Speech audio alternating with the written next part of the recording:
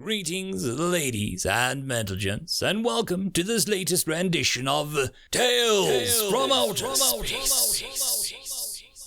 Taken from the subreddit HFY. All the relevant links will be down below. And as always, I hope that you enjoy, and if you do, please consider supporting the channel. Now, on to the science fiction. Story number 1. Threat Assessment Addendum Re Human Family, written by Chucky Snow. Addendum to report on Terran Human Species subsection 12, Threat Assessment. While the remarkable skills of combat humans have been noted elsewhere, one fact has been missing from most reports regarding their motives and motivations. Humans know their children. Adult humans' parents give birth to live young. After a gestation period of roughly 280 days, it is the result of a single female being impregnated by a single male, often one the female has bonded with.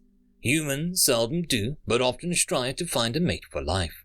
Unlike almost any intelligent species, their offspring is completely helpless at birth. The human infant cannot talk, walk, or even feed itself for hundreds of days. This rather unique situation forces the human parent to provide care around the clock for the infant. This lasts for thousands of days, at which point the term child is used to denote the progression of age. But parental involvement only lowers, not stops. Typically, a human child is not considered an adult until they reach an astounding 6,570 days in age. As noted earlier, human infants are born without any speech ability. This alone does not properly reflect the lack of intellect a human infant exhibits at birth. Lacking in any psychic ability or genetic race memory, the parents are forced to teach their infant literally everything they need to know.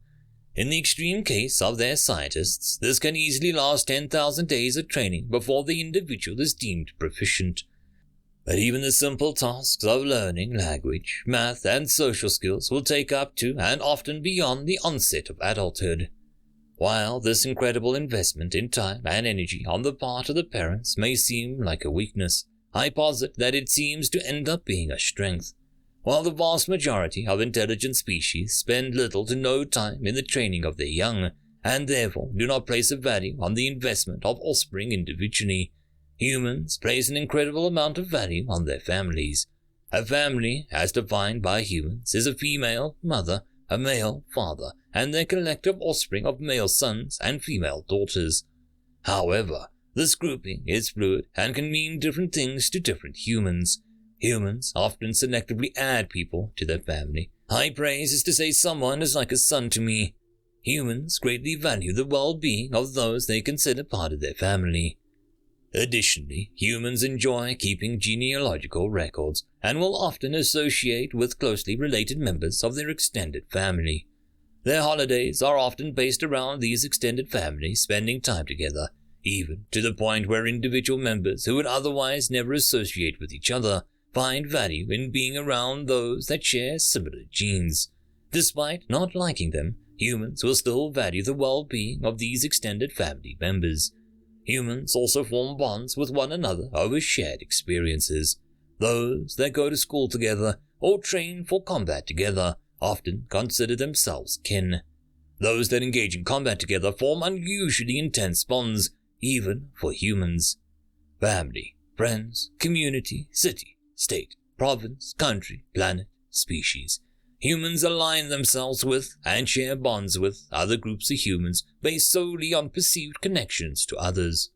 When fighting, humans will place an inordinate effort in protecting their offspring and kin. They will spend entirely improbable amounts of effort avenging offspring killed in battle.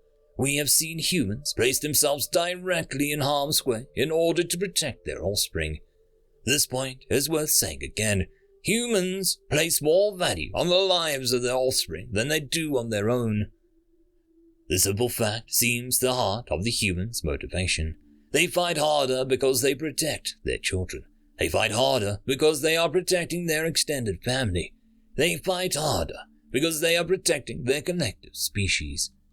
Despite not having a hive mind, humans place more value on the group than possibly any other species. To harm one means to harm them all, and vengeance, retribution, and justice are some of their strongest motivations. Humans take great pleasure in trade and negotiation, and are not quick to be the aggressors. They are, however, one of the single most dangerous species to confront. They do not back down, and show of force against them will almost certainly backfire.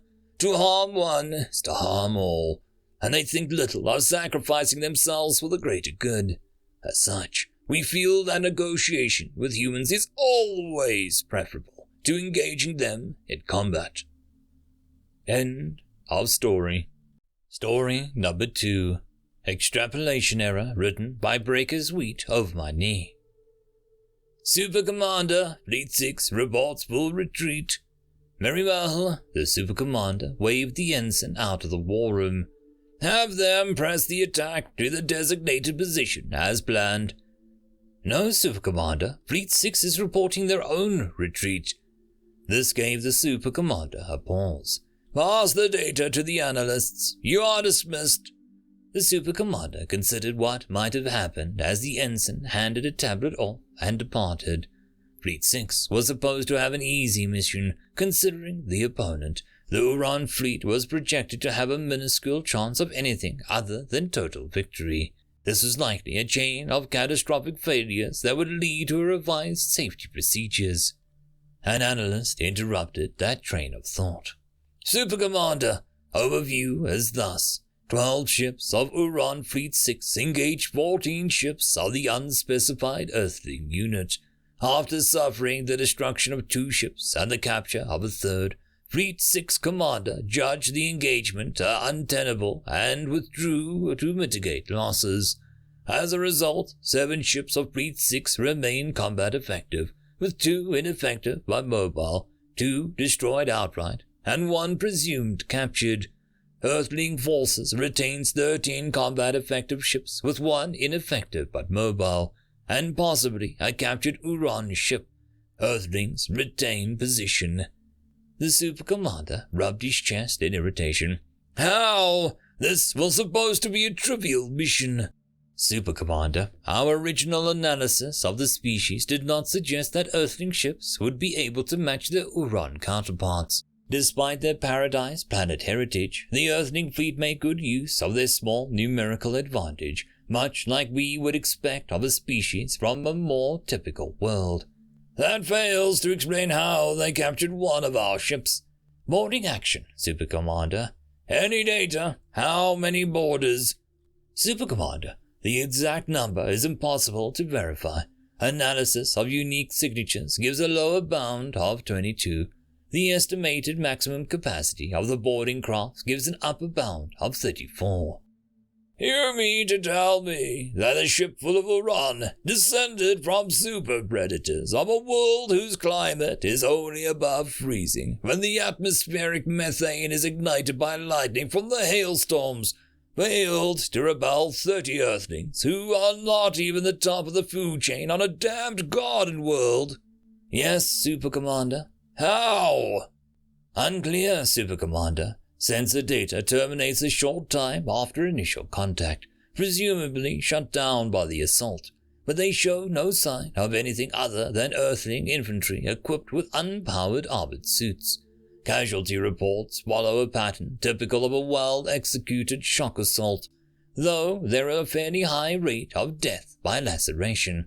Laceration? Blades? Yes, Super Commander. The Earthlings took our ship with swords. No, Super Commander, the blades were affixed to the ends of their guns.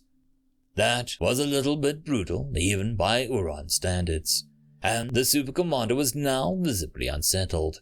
This small skirmish might have started an all-out war with a species that was decidedly more competent than the Uran analyst had projected. The plan for a quick territory grab relied on the assumption that the Earthlings, being as they were the only sapients in the known galaxy to evolve on a paradise planet, would not have the tactical wherewithal or physical strength to match any species whose more typical evolution involved intelligence as a defensive response to a harsh planet. The analysis had supposed that the Earthlings would be impotent. The analysis clearly needed revision. All right. the Super Commander addressed the war room. "We need to revise our assessment of the Earthlings. Are we still confident the classification of Earth as a paradise planet?" "Yes, Super Commander. The data is readily available and easily verified." "So do any of you have a theory as to why Fleet 6 was defeated by a bunch of paradises?" The war room fell silent, but for the clicks, beeps, and hums that never truly leave such a place. Eventually, one of the analysts ventured to speak. "Super Commander, I have a theory." "Speak it." "Super Commander, Earth is not just a paradise planet. It is, by the conventional classification scale, the single most hospitable planet in known space." "I fail to see how that helps." "Super Commander, the planet is exceptionally conducive to life, but it is not particularly large. The naturally occurring density of living things on Earth is most likely the highest anywhere. Super Commander, consider what happens when too many Rollerar are placed in a cage together.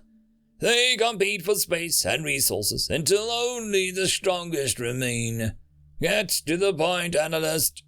"Super Commander, Earth has been a cage with too many Rollerar in it for millions of generations." The Super Commander froze with an understanding of what the analyst meant, then muttered an expletive. End of story.